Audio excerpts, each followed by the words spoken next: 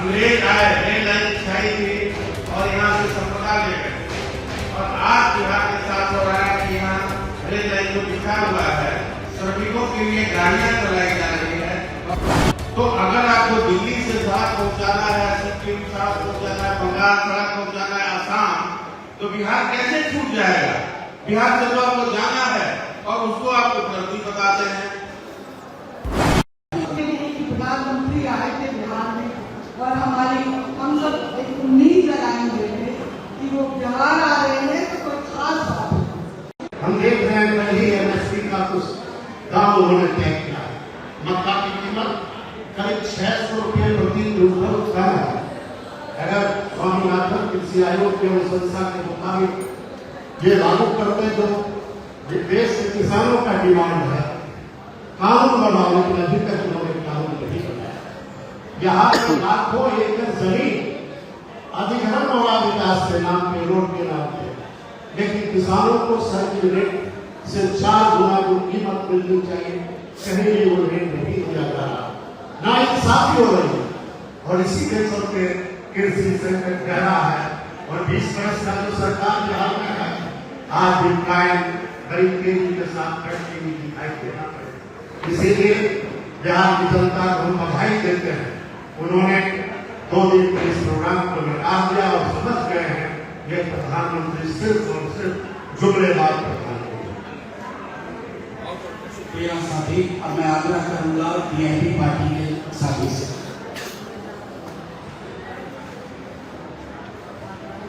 मैं बदला लेके वहां बताने जाते हैं। दूसरी चीज, आज तक बिहार जो है प्रताड़ित रहा। अंग्रेज आए, रेल लाइन बिछाई थी और यहाँ से संपदा ले गए। और आज बिहार के साथ हो रहा है कि यहाँ रेल लाइन जो बिछा हुआ है, श्रमिकों के लिए गाड़ियां चलाई जा रही है और हमारे श्रमिक ले जाए जा रहे हैं। बिहार में थोड़ा कुछ नहीं जा रहा है। और जहां तक आज भाषण में वादों की बात है, तो कभी इलेक्शन में होता है कि मोतिहारी में शुगर मिल खुलेगा और वहाँ चाय पिएंगे वहाँ की चीनी से, आज तक नहीं खुला। किसी इलेक्शन में पूर्णिया में होता है कि अब एयरपोर्ट चालू हो गया, आज तक नहीं हुआ। किसी इलेक्शन में मुजफ्फरपुर में होता है कि भाइयों बहनों अगली बार यही मेरा फ्लाइट लैंड होगा, नहीं हुआ। तो इन वादों का अब बिहार की जनता कहती है कि कब पूरा होगा। रही बात सड़क की, तो अगर आपको दिल्ली से सड़क पहुंचाना है, सिक्किम सड़क पहुंचाना है, बंगाल सड़क पहुंचाना है, आसाम, तो बिहार कैसे छूट जाएगा? बिहार से तो आपको जाना है और उसको आप उपलब्धि बताते हैं। तो इन्हीं 2-4 चीजों को अगर देखा जाए तो इन बातों में कुछ नहीं है। ये जैसे हम लोगों को बेवकूफ बनाया जा रहा है। बिहार 40 मेंबर ऑफ पार्लियामेंट का स्टेट है। आप कंपेयर करिए, जहाँ 13 है, जहाँ 25 है, उनको क्या मिल रहा है और हमको क्या मिल रहा है। ये कब तक चलेगा? धन्यवाद। शुक्रिया साथी। प्रधानमंत्री आए थे बिहार में और हम सब एक उम्मीद लगाए हुए थे कि वो बिहार आ रहे हैं तो कोई खास बात है। लेकिन ये कहते हुए मुझे कोई गुरेज नहीं है, ये फ्लॉप शो था। और सबसे दुख की बात कि जो बिहार जिसकी भाजपा ने इतनी कस के तैयारी की थी, उस बिहार के आने में उनको इतना डर लगा कि उन्होंने अपने गाड़ी की खिड़की भी नहीं खोली, बिहार के लोगों का अभिनंदन करने के लिए। और मैं ये कहना चाहती हूँ कि जब पूरा देश पहलगाम में हुए आतंकी हमले से दुखी था, दर्द में भीगा हुआ था और उस दुख से निपटने के लिए पूरा देश एक साथ था, उस दुख को प्रधानमंत्री ने जश्न के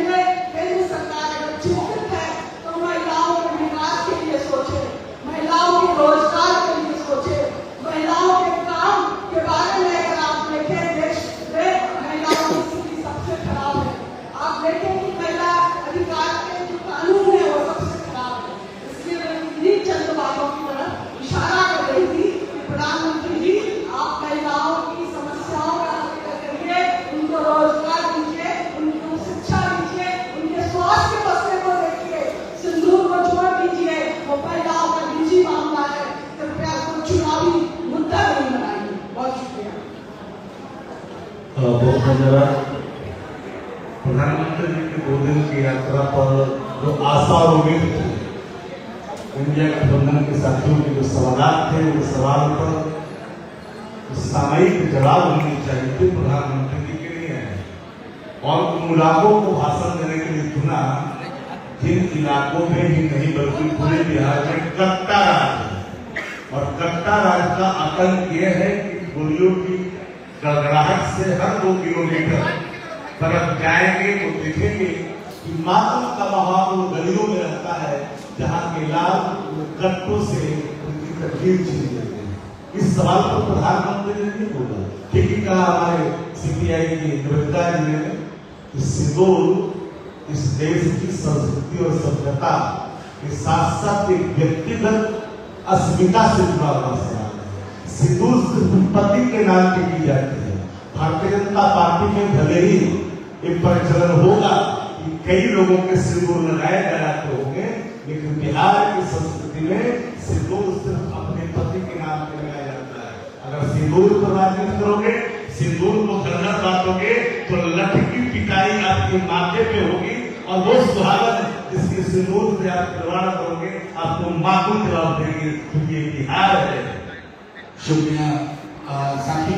चलिए शुरू में ही मैंने कह दिया था कि हम सब महागठबंधन के दल आपके समक्ष हैं, तो आपका प्रधानमंत्री जी के दौरे और हमारी उनसे अपेक्षाएं और प्रधानमंत्री द्वारा कही गई बात के संदर्भ में कोई भी सवाल हो तो बारी बारी करके पूछो।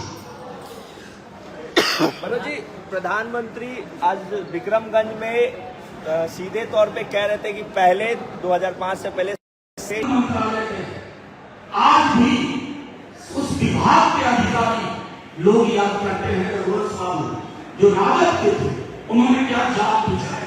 लेकिन प्रधानमंत्री जी को मैं क्या कहूं, वो तो कुछ भी बोल सकते हैं। उन्होंने 3 दिन पहले कह दिया छोटी आंख वाले जाने।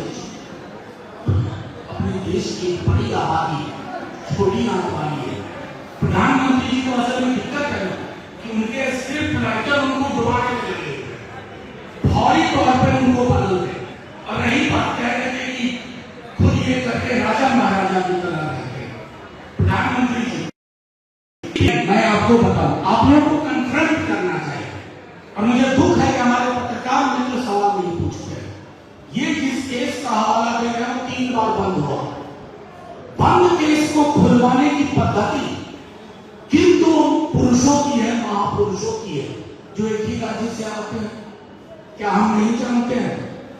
और आधुनिकीकरण का मतलब अगर निजीकरण है तो लालू जी ने निजीकरण को रोक दिया। रेलवे प्रॉफिट में भी आज रेलवे कहां है?